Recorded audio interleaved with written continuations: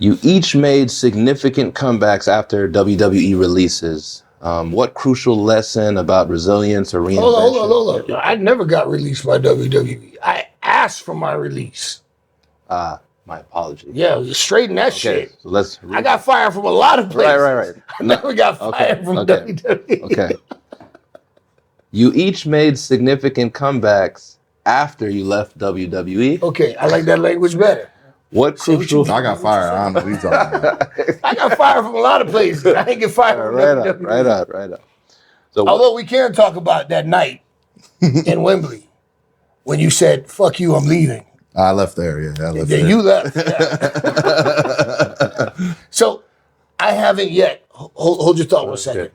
Because I've talked to Dwayne about it. I haven't yet got into the story about how and why I left Impact and the circumstances under which. That's a future episode.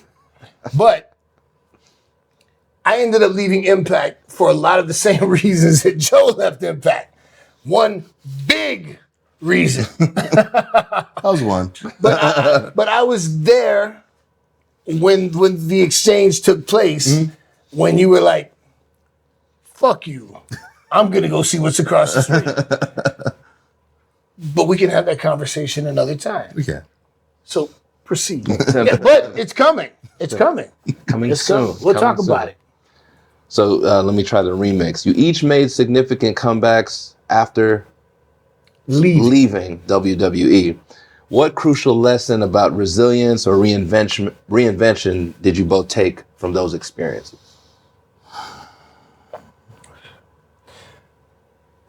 I remember when Chuck Palumbo, he got let go from WWE.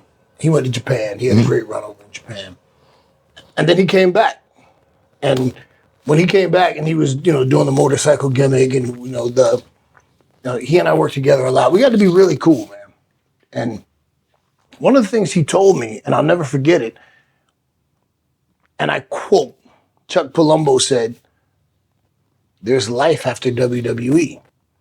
For a lot of talent, it's a dream, it's a goal. And you get there and you get that money and you get the taste, and then things don't work out, you get released. For some people, it's absolute heartache.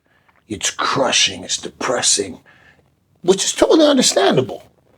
But through the years, there have been a lot of talent that got released, went out, hit the indies, hit the international scene, worked their asses off, and came back with, a reinvented character or a reinvigorated character, got re-signed and did great.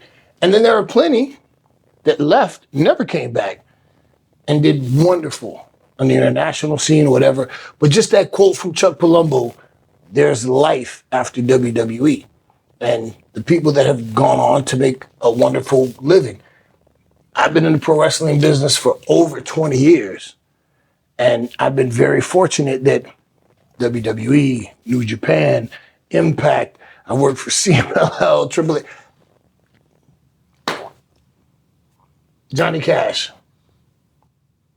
I've been everywhere, man. I've been everywhere. I've been everywhere, So there's a thing, if you're resilient, if you're a professional wrestler, if you're about the business, if you're about the hustle, if you're about the grind, I'm not, and it's funny because I had this conversation recently. I'm a professional wrestler. I'm not an ex-WWE wrestler. I'm not an ex-New Japan wrestler. I'm a pro wrestler. And I'm going to take my trade, I'm going to take my craft, I'm going to take my skills to where I can do my best and simultaneously get the best compensation that I can get. And that's been the name of the game since territory days. It's always take your skills to where you can get the best out of what you can do and the best compensation package. And I've been fortunate that for over 20 years, I've been able to make a living in this space, regardless of what the three letters, the alphabet soup on top, just because I bring a certain je ne sais quoi to the game. And if you have talent, and if you genuinely have an ability to draw viewers, fans, then you're always going to be employed. And I remember when Joe said, I'm leaving here. I'm betting on myself. And you take it from there, dude. Hold on. Tag. All right. Yeah.